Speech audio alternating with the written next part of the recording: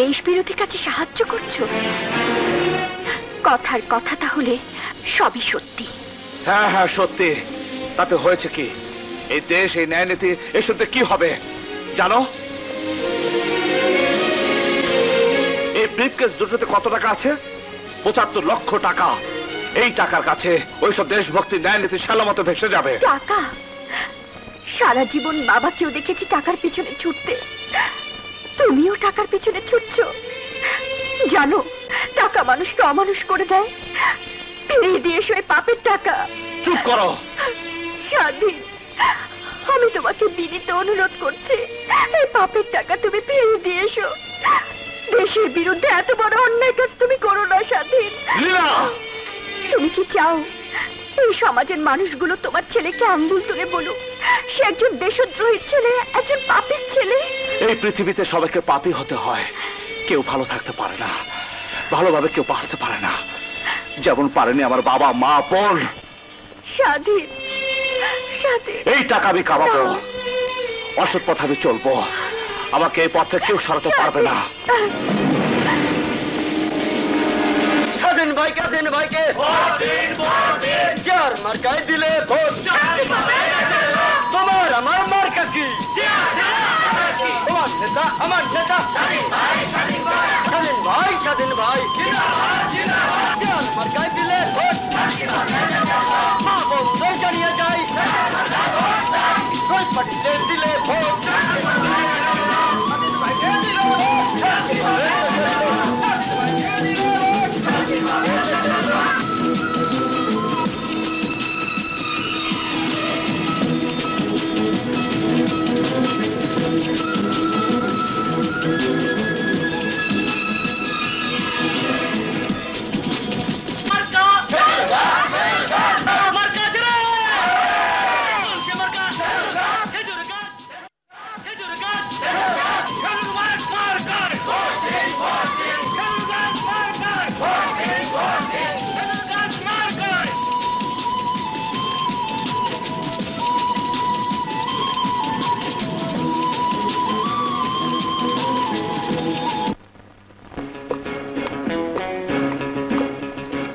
নাম কি? কুলসুম। জান।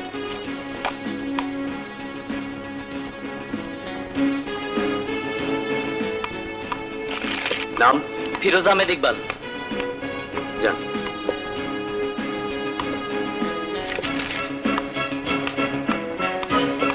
চেয়ার।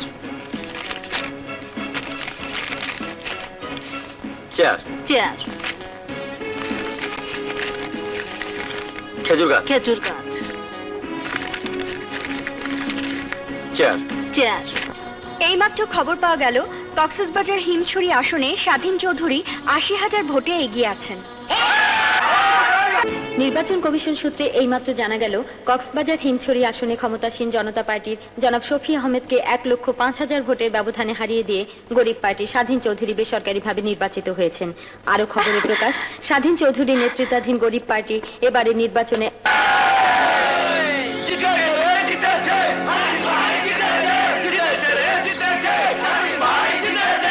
কি বললেন?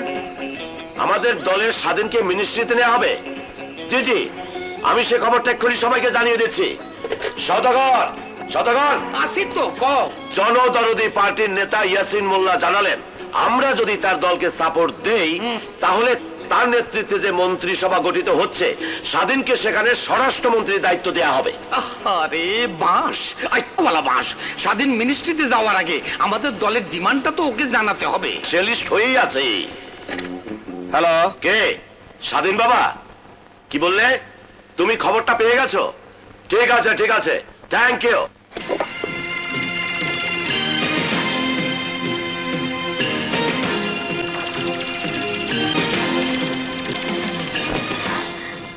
তুমি কোথায় যাচ্ছ? তোমাকে তো বলেছি নতুন মন্ত্রিসভা গঠন করা হচ্ছে, সেখানে আমাকে স্বরাষ্ট্রমন্ত্রী করা হয়েছে। এখন আমি পার্টি অফিসে যাচ্ছি। পার্টি অফিসের নেতাদের সাথে দেখা করে আমি যাব শপথ নিতে। কনগ্রাচুলেশন স্বাধীন, কনগ্রাচুলেশন। তোমার মতো লোকের হাতে যদি এদেশের স্বরাষ্ট্র মন্ত্রণালয় যায় তবে দেশে কি পরিণাম হবে তুমি ভাবতে পারছো স্বাধীন? এটা তুমি বুঝতে পারছো না, কিন্তু এদেশে মূর্খ জনগণ কোনোদিন বুঝতে পারবে না।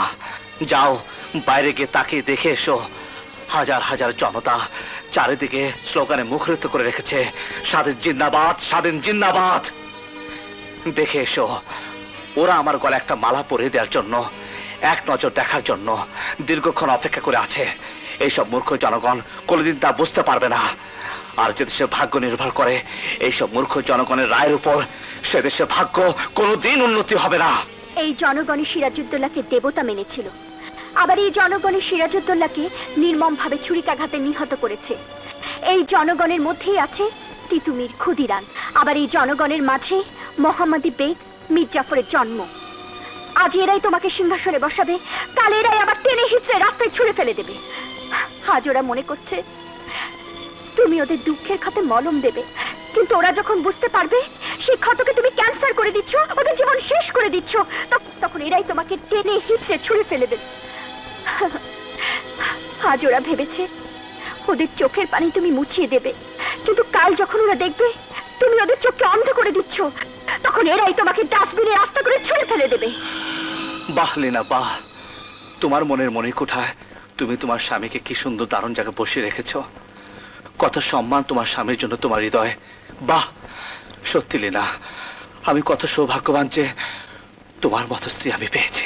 আর আমি কত দুর্ভাগা যে তোমার মতো স্বামী আমি পেয়েছি। তোমার বুকের মধ্যে ও মনের মধ্যে যত কথা আছে লীলা, তুমি তা সুন্দরভাবে বলতে পারো, কিন্তু আমার মনের কথা আমি তোমাকে বলতে পারি না। এই বুকে যে কি প্রচন্ড দুঃসহ যন্ত্রণার আগুন তিল তিল করে আমাকে জ্বালিয়ে পুড়িয়ে ছাড়খাড় করে দিচ্ছে, সে আমি তোমাকে বোঝাতে পারিনি, আমি বলতেও পারিনি। আমি পাপ করছি না পুণ্য করছি সেটা আমি এখন তোমাকে বোঝাতে পারবো না। সময় তোমাকে সব বুঝিয়ে দিবে। না না, আমি তোমাকে যেতে দেব না। আজ আমাকে কেউ আটকে রাখতে পারবে না। আমি তোমাকে আটকে রাখবো। সরে যাও লীলা, আজ আমার জীবনের এক নতুন দিন, যেদিনের জন্য আমি দীর্ঘদিন মাস বছর অপেক্ষা করছি। মা বাবা বোনের রক্তের পিচ্ছির পথ ধরে আমি এখানে এসেছি। যেদিনকে আমি স্বপ্ন দেখেছি, সেই স্বপ্ন পূরণের কাছাকাছি এসে সেই স্বপ্নকে আমি ভেঙে ফেলতে পারবো না। আমাকে যেতে দাও। না, আমি তোমাকে যেতে দেব না। লীলা, তুমি আমার ভদ্রতা চরম পরীক্ষা দিচ্ছ। আমারও সহ্যের বাঁধ ভেঙে যাচ্ছে। আমার স্বামী দেশের ক্ষমতায় গিয়ে দেশকে ছিন্ন ভিন্ন করে দেবে, আমি কিছুতেই হতে দেব না। আজ আমি কোনো বাধাই মানবো না। সরে যাও লীলা, সরে যাও। আমার শেষ কাজ আমাকে করতে দাও। সরে যাও লীলা।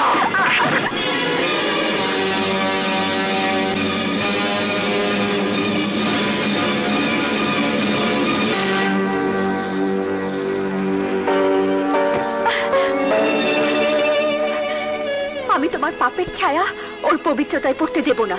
তুমি মা হলেও এটা ভুলে যেও না আমি ওর বাবা। হ্যাঁ জানি, আর এই সম্পর্কের জন্য এই চার দেয়ালের মধ্যে আমি আমার বিবেককে আবদ্ধ রেখেছি, যন্ত্রণায় গুমড়ে মরেছি।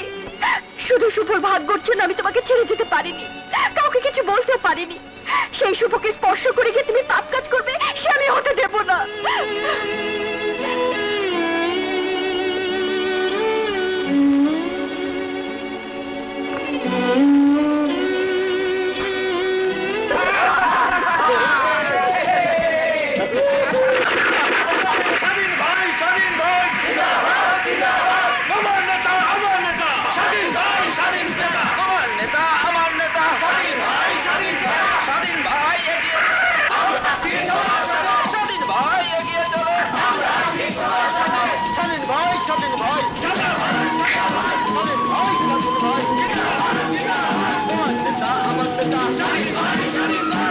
নাম্বার দাবি হচ্ছে মিসেস হোসনে আরা হিমছড়িতে 10 একর খাস জমি চান। আর সেটাকার কিছু অংশ আমি তো আপনার পার্টিকেও দেই। Good, very good. 4 নাম্বার দাবি কাজী রহমত সাহেবের, আপনি চান বিদেশে চিংড়ি মাছ রপ্তানি করার জন্য আরো 5টি লাইসেন্স। আপনাদের সেই কাজী রহমত যে চিংড়ি মাছের ভেতরে হেরিন রপ্তানি করে থাকেন। সবই তো আপনার জানা। হ্যাঁ, অবশ্যই আমার জানা আছে। আপনি আপনার লাইসেন্স পেয়ে যাবেন। আরে আমার শ্বশুর আব্বারও দেখছি একটা আর্জি আছে। আপনি পাহাড়গুলোর বন্দোবস্ত চাচ্ছেন, ওখানে হোটেল এবং বাড়ি করবেন। বাহ, যে নিজের হাতে জামাইয়ের বাড়িতে আগুন লাগিয়ে দেয় সে গৃহহীনদের জন্য গৃহ তৈরি করবে। সুন্দর। আর জনাব নটরাজ সাহেবের দাবি, যিনি জনসভায় ভাষণ দিয়ে জনগণকে প্রতারিত করে রাজনীতির দাবা চাল চলে এসেছেন, তার একটি দাবি আছে। বিউটিফুল। আপনি আপনি এই এলাকার সর্বময় কর্তা হতে চাচ্ছেন। হ্যাঁ, এ সবই হচ্ছে গিয়ে তোমার ওই রাজনীতির দাবার চাল। আপনার রাজনীতির দাবার চালে আমার জীবন শেষ করে এখন আপনি জনগণের জীবনও শেষ করতে চান। জনগণ যত শেষ হবে তত সরকারের বিরুদ্ধে তাদের ক্ষোভ জন্মাবে, হতাশা বাড়বে। সবাই চাইবে বিদেশি কেউ একজন এসে আমাদের দেশের দায়িত্ব নিক। তখন আমাদের ইচ্ছে মতো দেশও চলবে, পকেটও ভরবে। কারেক্ট। দেশ যত শেষ হবে তত দেশদ্রোহীর পকেট ভরবে, দেশের গলা কেটে যা, কিন্তু আপনাদের নাক যেন না কাটে। এমপি, এসব কি করছেন? আপনি আমাদের বকা দিচ্ছেন না তারিফ করছেন কিছুই বুঝতে পারতেছি না। আমার কিন্তু 10টা মদের ভাটি খেলা লাইসেন্স দিতে হবে। হ্যাঁ, জুয়ার আড্ডা লাইসেন্স চাই কিন্তু। আর মোর নামে যত কেস আছে ও আসলে সব বাতিল হয়ে যায়। হবে। সব কেস তো চিরদিনের জন্য বাতিল হয়ে যাবে। স্বাধীন, এসব কি? এটা সেই অস্ত্র যা অনেকদিন ধরে আমি মনের মধ্যে লুকিয়ে রেখেছিলাম তোমাদের উপহার দেওয়ার জন্য। এইসব ভয়ঙ্কর জিনিস এইখানে কেন আনছো বাবাজি? তোমাদের পাপের শাস্তি দিতে। স্বাধীন, প্লিজ। আমাদের মেরো না। তুমি আমার জামাই, আমি তোমার শ্বশুর। নামা কইতাছি, নামায় না। বাস হবে। সব কেস তো চিরদিনের জন্য বাতিল হয়ে যাবে। স্বাধীন, এসব কি? এটা সেই অস্ত্র যা অনেকদিন ধরে আমি মনের মধ্যে লুকিয়ে রেখেছিলাম তোমাদের উপহার দেওয়ার জন্য। এইসব ভয়ঙ্কর জিনিস এইখানে কেন আনছো বাবাজি? তোমাদের পাপের শাস্তি দিতে। স্বাধীন, প্লিজ। আমাদের মেরো না। তুমি আমার জামাই, আমি তোমার শ্বশুর। নামা কইতাছি, নামায় না। বাস স্বাধীন, তুমি আমার ছেলে। নাটকের রাজা তুমি। নাটক শেষ হলে মেকআপ তুলে ফেলতে হয়। আজ তোমার নাটক শেষ। আজ তোমার চেহারা থেকে মানুষের মেকআপ তুলে তোমার জানোয়ারের চেহারাটা মানুষকে দেখিয়ে দেব। না, না জামাই বাবাজি। এই, আমি বাবা না, আমি জম। তোমাকে আর নটরাজকে তো আমি অনেক আগেই খতম করতে পারতাম, কিন্তু আমি তা করিনি। কারণ তোমরা শেষ হলে সব শেষ হতো না। তোমাদের জায়গায় আবার নতুন তোমরা আসবে।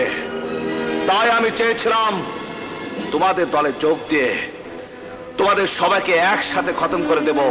আমাদের খুন করলে তোমারও ফাঁসি হয়ে যাবে। স্বাধীন, আমি তো সেই দিনই কাপড়ের কাপড় তৈরি করে রেখেছি। সেই দিন আমি পুলিশের পোশাক ছেড়ে তোমাদের কালো ধাঁধায় যোগ দিয়েছি।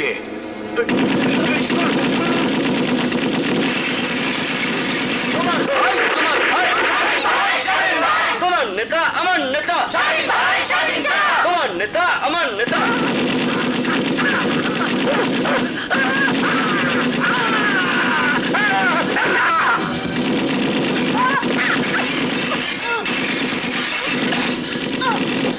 না, স্বাধীনকে আমি দেশ বিরোধী কাজ করতে দেব না।